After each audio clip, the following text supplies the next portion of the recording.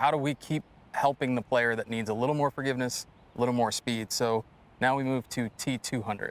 T200, all right. Here we're introducing a little more technology. So we have our Max Impact system in here, which is all under the Is that hood. named after me? Oh, sure. Yeah. Partially, yeah.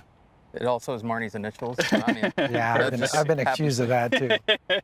Under the hood here, there's three things that make up Max Impact. So there's a structural support, which houses a polymer core, and we have what we call the L-face. It's a face insert made of that spring steel that we talked about earlier, that SUP10. The face gives you speed. The core controls that speed and also controls the sound and Less feel. ting is. Less ting. Okay. And then the structural support, kind of ties it all together into the body, right? So, Okay. and then what you see on the back here as well, you'll notice that this is an engineered polymer back here. So what used to be metal is now a polymer. So that allows us to free up more weight and place it to even more tungsten in this club, so we can get that CG down, get that MOI up by pushing it out to the heel. Again, I mean, because I haven't hit it yet, I'm just shocked at what it looks like. They all look like you mentioned, just so similar. This top line might be a shade thicker overall than the other one, but it's like by a millimeter. Right. Still going for, a look that you guys would say, hey, it looks pretty darn good. It looks really good. Yeah, we'll actually end up having some of these in play on tour. I bet. And now when we started with T100, we were at like 85-ish grams of tungsten there. And then we went to T100S, we moved up into the 90s. Now you're in 100+ grams of tungsten on average.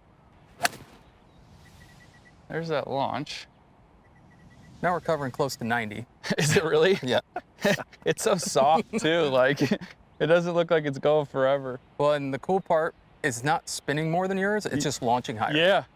Mm-hmm.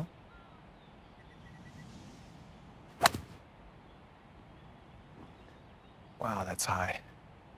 Your ball speed just keeps going up. You went you can 30, feel 33, 33, 35 on that one. That I was feel what you guys are talking about with the blades. It feels like one piece. Like it feels like one piece of metal. More and then solid. as it's been going more, you could feel a little bit more behind it as you hit it. And these definitely obviously feel like the most behind it, but I don't get like near as much of like the high pitched hit as you would typically hear. It still feels, it's a little different of a click, but it's not a big change. It wouldn't be something to get used to. Right? Yeah, it's just still good. Yeah, you just hear a little bit more of the golf ball, I guess. We actually have a basically outdoor recording studio where they put mics down and measure frequency. Yeah. And when it hits it too high a pitch, it send it back and turn the volume down. That makes a lot of sense. You could tell though, because these are very quiet for how much I can actually feel the golf ball. Okay, that went forever. That's Max Impact there. What's normal 5 cover? I mean, 05 to 10. So not 29? No. That's closer to my 7 wood. Oh yeah, I heard about that. We might be able to get one of these. I might just need a 5 iron. Yeah, that's right. That's right. So would you rather hit a 5 iron or a 7 wood? Well, later we're going to hit the 3, which, obviously you've had before, but part of the feedback from you guys was that utility iron was good, but what if I could get just a little more launch out of it and a little better feel? 229, huh?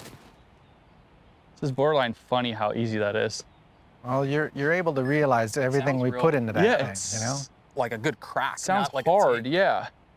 That's why it's fun to watch guys like you hit these products because we can immediately see what difference. Yeah, what's been put into them. Mm-hmm. So this is like a cool part. Again, you got to picture the player it's for. I know you hit all those fairly solid, but not maybe perfect. 146.8, 145.9, 145.7 ball speed. Unreal. And they're coming out at the same height and basically carrying the same. That's wild. All right, we'll do one more because you're hitting them all exactly the same. There's only so much screenshots we can do. He's proven the consistency. Yeah. I want to hit one. Go for it. Yep. Yeah. Holy hell. They're very easy to hit. Like, very easy. As you mentioned with the ball speed, it doesn't change. 227 carry, 112 feet. I mean, that's the crazy part is even when you hit hard, I mean, it's landing. That's stopping anywhere. That's crazy. That ball speed is insane. That ball speed's bananas. Man. The goal is to make the best feeling irons. Yeah. So how do we take that one-piece feel of an MB and give it to everybody? Yeah. Because they need technology, they need ball speed, they need launch, they need forgiveness. So Marty's got to move weight around, but how do we keep pulling the reins in and go make that feel like a one-piece forging? So the first thing I always hear is, oh, I don't like it. It's too high pitched, or it's too big. I don't want to play a, what do they people call it? Game improvement iron. Like, it's just like an ego thing, but they don't want to do it. And I will honestly say these all look really, the biggest one I've hit so far looks like my old CB, which wasn't big. It was, that was still in the family of a blade. It's just wild, and I know I'm picky about the top line, and all the top lines look almost exactly like my 7-iron in my bag right now, so it's kind of wild. And then you hit it, and you could hear and feel a little bit of a difference, but it's not big enough where it would be something you couldn't get used to, or that would be annoying, that I think people would come back and be like, oh no, I think they would like it because it does have that, like, right. Oh, I hit that one. It's actually far. positive. Yeah, right? yeah, it's positive. It's fast, yeah. Right? It's not like the, everybody knows that ting noise that like it you said, doesn't it's like, sound it feels like you pounded it. Yeah, I mean, you hit it, you don't even need to look, up at the ball. You kind of smashed it.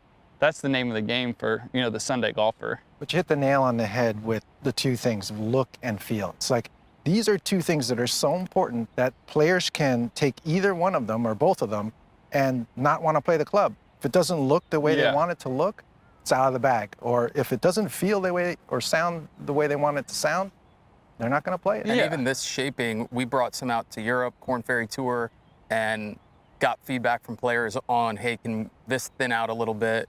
Marnie had different backing materials that's distracting. So it was, how do I take an engineered polymer and make it look like a whole metal golf club? Yes. The guys who play golf here and there, they just want a club that makes, what is it, a parking lot scratch golfer? They want to be a parking lot scratch golfer, and they want it feel like they're hitting it hard. And like, that's what this is doing, like, to the tee. And that's the fun part. That was a really good pun because it's a T200. But that's the whole point, is like, you want to, you don't play enough golf to, like I said, sit there and know all about the spins and the misses and, oh, I mishit it and it's one club short. No, that's frustrating. If you're an average golfer, you're just trying to go out there and enjoy yourself. And if you can hit it high and hard, or high and far, and it look like, a really good golf club, I mean, that would be like, that's the perfect recipe.